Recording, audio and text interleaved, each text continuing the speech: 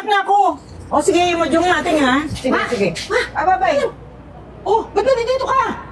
Eh, syempre, umuwi ako para sa inyo. Ano umuwi? Bakit ka bigla-biglang umuwi? Eh, gusto kong i-surprise sa'yo. Pero teka lang, bakit dito ka pa rin nakatira? Eh, di ba nagpagawa ko ng bahay? Siyempre, dito tayo nagre-renta. At saka, alam mo ba yung sinasabi mong umuwi ka? Di ba pag umuwi ka, wala kang sweldo? Teka lang, ma. Ano mo yung sweldo? 80% ng sahod ko sa inyo napupunta. Kaya sa inyo ko binibigay din eh, para makapagpatayo tayo ng sarili nating bahay. Pero, asan? Bakit nagre-renta ka pa rin hanggang ngayon? Huwag mo yun ang intindihin mo. Ang tinatanong ko sa'yo, ba't ka umuwi? Hindi pa, maraming bayarin. Magbabayad ng bahay ngayong month na to, hindi pa tayo nakakabayad ng kuryente, may tubig pa. Ba't bigla ka umuwi? Nag-resign na ako, wala na akong trabaho. Anong nag-resign? Paano ka naka-resign na sinasabi mo yan ang hindi mo sinabi sa akin? Ma, hindi na kailangan sabihin sa'yo. Kasi marami na akong pondo na pera na nasa iyo, di ba? Diyos ko, magkakabuhol-buhol tayo nito. Ang dami natin bayarin.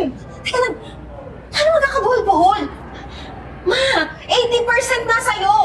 Pati nga, kahit 20% ka, pinapadala ko pa rin sa'yo minsan eh. O, ano yun? Teka nga! Ay, ba't nandito ka na? Ba't umuwi ka? Wala pa sabi. Ano yun, ma? Bakit nakaguluhan Eh, dito? kung ang ate mo, umuwi, nag-resign na daw. Sabi ko, ina-expect natin yung padala niya monthly. Paano yan? Bayad sa bahay, bayad sa tubig, bayad sa kuryente. O paano yan kung resign na yan? Oo nga, te. Ba't ka nag-resign bigla-bigla? Hindi ba kayo masaya na nandito na ako? Magkakasama na tayo? Tapos yung perang pinadala ko? Asa na? Ma, Eh, di ba pinadala mo yun? Sabi mo sa amin, gustusin namin. Sabi mo sa amin huwag kami magpapabaya sa sarili. O, ayun, ginastos namin. Oo nga, te. Buti nga may nasisilungan tayo eh. Kahit upa lang eh. ma, more than 5 million na yung pinapadala ko sa inyo. 15 years na akong nagbabalik-balik sa barko. Asa na yung pera ko? Ate, teka lang ha. Nakakabot ka ba? Hindi ako nanonumbat, hinahanap ko. Uy, huwag mo akong kwentahan ha. Hindi 5 milyon bago ka lumaki ng ganyan. Eh kung ate Mano sinabi mo na pinatago mo lang pala, eh di hindi namin ginalaw, eh ang sabi mo, gastusin, eh di ginastos. Ma naman, hindi naman sa point na gagastusin nyo lahat. Bigyan na naman ako ng konti kahihiyan, di ba? Alam mo ate, bata ka pa. Hindi mo naman kailangan mag-resign eh. Bakit? Pwede ka naman magpahinga lang. Baka tuluyan. Arian, nasasabi mo lang yan. Kasi hindi mo alam yung pinagdadaanan ko. Ikaw, bakit hanggang ngayon, andito ka pa rin sa poder ni Mama? Ha? Dahil ba sa pera na pinapadala ko? Doon ka lang umaasa? Ang lakas ng katawan mo, wala kang sakit. So, kapatid mo ako, dati mo sinasabi, dati ka ganyan. Ma, asan na yung 5 million ko? Kailangan ko yun ngayon. Pati yung bahay, nasa na? Ano, kasinungalingan ng lahat yun? Grabe mo ba ito? Kung kwentahan mo ako ganyan, ha? Hindi mo na naiisip kung bakit ka naging tao?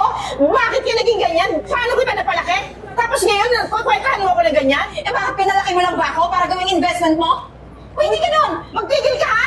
Baka akala mo hindi ko alam na talaga naman nasa nanay ba iibigay yung 80% na kinikita mo? So akin yun! Bakit mo may hinahanap sa akin? O hindi po kita ang pangalan sa'yo, kukunin mo na lahat? Alam mo ate, kapal din ng mukha mo pag salitan si mami ng ganyan, eh no? Isa ka pa eh! Nakakala mo investment ka, ikaw, tamang inala ka palagi. Eh bakit? Hindi ba totoo? Pati ikaw, ginagatungan mo yun sa mama dahil sa bisyo, pati sa dugo mo, no? Kaya ka ganyan? Ikaw ang may problema ha? Umuwi ka nang hindi mo lang sa akin tinatanong kung anong desisyon ko. Basta ka na lang nag-resign. Wala ka na rin lang silbi. Lumayas ka na lang. Teka lang, bakit ako lalayas? Saan ako tutungo ngayon, ha? Ewan ko sa'yo! O nga, lumayas ka na lang. Tsaka pamilya tayo, di ba? Dapat, bago ka magdesisyon sa buhay mo, sasabihin mo muna sa amin. Hindi basta-basta kang decide dyan na mag-resign ka, mananahimik ka. Hindi ka nag-iisip ng future. Kaysa mag-drama ka dito, ha? Lumayas ka na lang. Mag-iwahiwalay tayo. Parang awa mo na, huwag mo naman ako palayasin. Saan ako pupunta ngayon? Hindi ko alam sa'yo. Umalis ka na lang. Umalis ka na lang. Ang gamit mo. Kaysa narito ka. Ma naman, maawa kayo sa akin. Saan ako pupunta? Pati sa kapitbahay, nakakaya. Pati bunga nga natin. Mag-resign na ka. Tama na, ano ba? Sige, sige, sige, sige. Sige, sige. Yan ang nararapat sa'yo. Sige mo gamit yan. Sige na. Umalis ka na. Bago mo pa kwentahin na to, baybayin lahat ng ginawa mo. Bago mo pa ako sumbatan na sumbatan, naigip pa, umalis ka na. Alis na. Dapat kasi ito yung ginagamit ang utak. Alis na!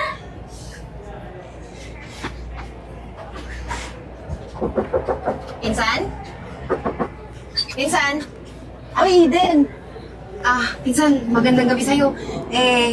Okay lang ba? Dito muna ako tumuloy? Ay, sorry, Eden. Tinawagan ako ni tita eh. Sabi niya, huwag daw kitang tulungan. Eh, baka naman ipabarangay ako. Kahit Ngayong gabi lang, aalis din naman ako ng maaga eh.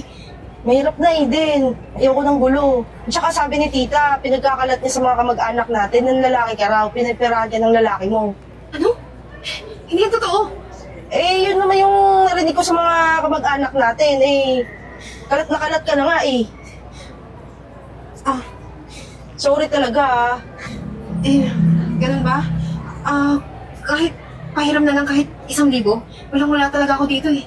Eh, sorry. May utang pa nga yung mama mo sa akin eh. Paano ba yan? Siya, sige na. Salamat na lang. Pasensya ka na ulit ha. Sorry din ah, kasi ayoko talagang masangkot sa gulo niya eh. At saka ang hirap naman kasi kapag talagang inano ko si tita. Okay lang. Nagkakagulo eh. Naiintindihan ko. Sige, Eden ah. Hanap ka na lang ng ibang matutuluyan. Sige, salamat. Lara, pasensya ka na napatawag ako ng 10 oras ha. Kailangan ko silang matutuluyan ngayon eh, kahit ngayong gabi lang. Pinalayas ako ng mama ko eh. Sige na, parang awa mo na oh. O siya, sige. Pasensya ka na ulit ha.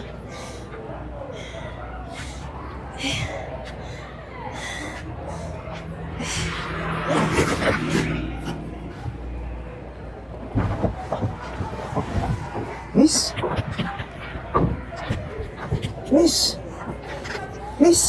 Miss, gumising ka. Ang gagawin ko dito, miss? Ang ulo mo. Ano ka sa... Hindi ka ba nabagok? Miss, bakit ka nahimatay? Pasensya ka na ha. Okay lang ako. Pero, Miss, hindi ka okay. Nahimatay ka nga eh. Nagulat ako nakaupo ko sa kotse ko tapos nakita ka natumba ka. Mamaya na ano yung ulo mo dyan. Masama yung pagkabagsak mo. nahilo lang talaga ako siguro kasi hindi pa ako kumakain simula kanina. Ha? Gabi na hindi ka pa rin kumakain. Mag-aalas 12 na ako. Hindi pa. Eh, okay lang ako. Miss, hindi ka nga okay.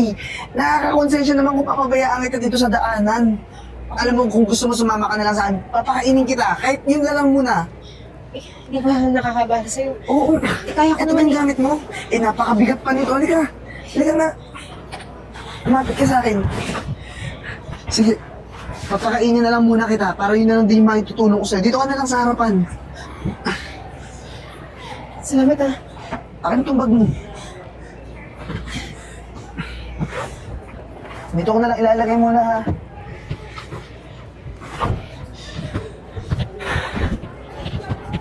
Oh, kumain ka na muna. Mukhang gutom ka na rin. Salamat ha. Eh ano ba talaga nangyari sa'yo? Ba't mukhang pagod na pagod ka tsaka parang balisa ka? Kasi, galing pa ako sa abroad eh. Abroad? Oo, Saan bansa ka? kahit saan. Eh, sa barko ako nagtatrabaho eh. Ah, si woman ka? Eh, ayun na. Yung pamilya ko, lahat ng perang pinapadala ko sa kanila. Hindi nila ginasto para ipaayos ang bahay namin. Kaya ayun, pinalayas din nila ako. Gawa ng wala daw akong silbi sa kanila. Halos lahat na ng pera ko nasa kanila eh. Eh, grabe naman pala yung pamilya mo. Hindi naman sa pag-aano, pero ang laki-laki yan ng sahod ng isang seaman o si woman, di ba? Tapos, walang pinatunguhan yung pera na pinapadala mo sa pamilya mo? Yun na nga yung pinagtataka ko kung saan dinala ng nanay ko yung pera. Pati yung kapatid ko, isa pa yun, sulsul sa nanay ko. Siguro pinangluho nila, pinangbisyo nila. Pambihira naman pala yung pamilya mo, miss. Hindi ko naman masikmura yung nangyari sa'yo, tapos ngayon pinalayas ka pa. Eh, hindi ko na nga alam kung saan ako pupunta ngayon eh. Pati yung pinsang tinawagan ko, ayaw ko patuloyin sa kanila. Ganun ba? Eh, ngayon meron akong extra dun na bedroom sa condo, pero dalawa kasi yung condo ko. Hindi naman ako masamang tao, gusto ko lang din makatulong sa'yo. Pwede ko naman pansamantalang ipahiram sa'yo isang unit ko. Kaso, maliit lang yun, isang bedroom lang. Tsaka, mukhang okay ka naman dun. Eh, kaso po, nakakaya naman po, tsaka sigurado po ba kayo na pagkakatiwalaan niyo po? Eh, ngayon lang po tayo nagkakilala? Eh, base sa istorya mo, tsaka pinagdaanan mo, mukhang kailangan mo talaga ng tulong, miss. Tapos ngayon, di ka pa kumakain. Yan. Kumain na muna ikaw, tapos tutulungan na lang din kita sa mga iba mo pang gamit. At tsaka kung gusto mo, pwede rin kita bigyan ng extra ng trabaho. Ako, maraming salamat po ha. Tatanawin ko to na malaking utang na loob sa inyo. Oh, sige, kain ka na. Masarap yan. Dito ako lagi nakain. Ano ba? Gumawa ka ng paraan. Lahat na i-text ko na. para lang makahiram ng pera. Kapalayasin na tayo dito. Ikaw kasi ma, asa ba kasi pinapadala sa'yo ni ate? Wala punta. Hoy, huwag mo akong tinatanong ha. Dahil wala akong lakad na hindi ka kasama. Ikaw rin naman, sige ka, kuha ng branded na bag, kuha ng branded na sapatos. Huwag mo kasihin. Pero mas madalas ikaw malaking lumos tayo ng pera ni ate. Eh, natural. Wala akong mautangan. Nagtatrabaho ako, nag-chip in din ako dito, no? Mag-chat ka na mag-chat, talagang wala na laman tong bag ko, talagang wala na talaga. Paano ka? Hindi ikaw lumayas. Papalayasin tayo. Ba't ako papalayasin mo? Di ikaw din lumayas. Ba't ako papalayasin mo? Eh, paano tayo din? Ngayon yan. Saan tayo kukuha ng pambayad? Ay, sir. Di na ako kumatok. Bahay ko naman to. Ilang araw ko na kayo mini-message, di ba? Ano, nilolong press nyo lang ako? Hindi naman po sa ganun, pero sir, ginagawa naman namin po ng paraan para makakuha ng pambayad sa'yo. Tsaka meron kaming kapatid, meron akong ate na may pera. I-reach out ko lang. Alam mo, wala akong pakialam. Isang buwan okay lang eh. 3 buwan na kayo hindi nagbabayad ng renta. Ano akala nyo dito sa bahay ko? Ha? Libre, paangkunan? Dito kayo nakikita na lang? Grabe ka naman sir, ang dami namang paupahan. Sir, gagawa namin ng paraan, sir. Hindi kayo nahiya, binaboy nyo na tong bahay ko? Grabe ka naman. Bibigyan ko kayo ng 3 araw. Lumayas kayo dito o kakalad ka rin kayo ng mga pulis. Grabe ka naman sir sa binaboy. Eh, di mo mo ito pinarenovate ang pinaupahan mo sa amin. 3 araw. Sir, ano naman pwedeng dagdagan nyo ng kunti? Ginagawa naman talaga namin ng paraan. Oo nga po 3 sir. araw, kundi ipopost ko pa kayo sa Facebook. 3 araw. Focus mo kami sa Facebook. Eh, di kakasuhan kita. Cyber libel. 3 araw! Kupal dito kasi ano, hindi yun eh. Ano na tayo niyan? Kasi naman Huwag na nga kasi tayo mag-away, tayo na nga lang magkadugo. Mag-aaway pa tayo. Dapat tayo magkakampi. Teka, huwag ka magulo. I-stalk ko lang sa ate. Tignan mo, oh. May bagong boyfriend. Kung saan bansa nakakarating, oh. Di mo na tayo naalalang bigyan ng pera? Kamustahin man lang? Hoy, buhay pa ba kayo mag-ina? Ganon? Parang ang sarap ng buhay niya, no? Kaya nga eh. Puntahan na natin to sa ate. Malay mo, bigyan ulit tayo. Pero next time, huwag mo nagastos yung kakamadyong mo, ah. Ano ma? Puntahan Oo. nyo sa ate. Sige, kontakin mo. Sabihin mo, papalayasin na tayo dito. Sige, sana sumagot to. Oo, ano mahal? Nag-enjoy ka ba sa date natin ngayon? Oo naman, maraming salamat ha kasi simula nung nakakilala tayo, talagang pinasaya mo ko. Siyempre naman, sana nararamdaman mo kung ano talaga yung intention ko para sa'yo. Tsaka, tagal-tagal na nga natin eh. Parang, gusto nga akong sabihin sa'yo eh. Total, madami naman na akong branches ng restaurant. Maganda na rin naman yung takbo ng business ko. Tsaka, ayoko na rin sana na magtrabaho ka. Pero nakakahiya naman sa'yo. Tsaka kaya ko pa namang i-manage kahit ilang branch pa yung idagdag mo. Hindi yun yung ibig kong sabihin. Ibig kong sabihin, may kulang pa sa'yo. Eto. Will you marry me? Oo! Yes! Talaga? Hindi yan. Ano yan? Hindi, nag-iisip ka ba? Isipan mo lang sa kung beses yung papasukin mo. Ano ba, sinusundan niya ba ako? At ikaw lalaki, ano? Ano gusto mong mangyari? Ma? Nag-propose na sa akin si Renz. Ano pa bang gusto mong mangyari sa buhay ko? Oo nga, nag-propose sa'yo. Pero tinatanong kita, 10 beses mong umisip yan. Paano kami ng kapatid mo? Oo nga, paano kami ni mama kung papakasal ka? Eh, Bakit? yung alalmet, mapupunta na sa kanya? Eh bakit? Yung ilang taon kong nasa barko ako, inisip niyo ba ako? Di ba hindi? Lahat ng pera ko sa inyo napunta. Bakit? Tingin mo ba? Yung pera mo hindi habol niyan? Eh, karakas pa lang yan eh. Parang pera mo habol niyan eh. At ano mangyayari? Magtatrabaho ka tapos ito ang tatanggap ng sweldo mo? Aba, Eden! Para kapag naging nanay mo ako, naging pamilya mo kami. Tsaka di ba dapat? Pinag-aral ka ni mama? Dapat kumano ka ng utang na loob. Sandali lang po ah. Sandali lang po ah. Huwag kang makasabat, di ka Miss, pamilya. Nanay. Yun naman pala yung ginawa ninyo kay Eden eh. Saan napunta yung mga pinadala niyang pera? At saka kung iniisip yung habol ko lang kay Eden ay pera, nagkakamali kayo. Kasi madami na akong business at saka stable na ako. At saka si Eden, ayoko na nga siya pagtrabahuhin eh. Kasi lahat ng kinikita ng business at restaurant ko, gusto ko siya na yung magmamanage. At saka hindi nila kayo responsibilidad. Ang daling sabihin yung sinasabi mo. Ang tinatanong ko sa'yo, Eden, ano, sasama ka sa lalaking to? Bakit hindi? Eh matagal na kami nagsasama. At ikakasal na kami. Kaya wala namang kakapigil sa amin dalawa. Eh, paano kami niya pamilya mo? Yun nga tinatanong ko sa'yo. Ma, wala na akong pakialam sa inyo. At hindi na kayo responsibilidad, Nay. Dugo mo kami. Blood is thicker than water. Ano ka ba? ate? Kahit kapatid pa kita, at ina kita, pasensya na. Di ba tinakwil yun ako? Kaya ngayon, itatakwil ko na rin kayo. Hindi ako naniniwala sa blood is thicker than water. Ah, ganon. Kami yung pamilya mo, pagpapalit mo sa lalaking yan. Literan, din pala ang bruha. Eden, pag-usapan naman natin to. O paano kami ng kapatid mo? Wala naman akong trabaho, alam mo yun. Oo nga, ate, senior na si nanay. Ha? Wala na tayong dapat pag-usapan pa. Tama na yung narinig niyo sa akin. Maliwanag yata yun, di ba? Hindi naman kayo mga bingay. Marunong kayong umintindi. Kung kailangan pa ka namin kailangan ikaw, saka ka naman sasama sa lalaking to. Tama na.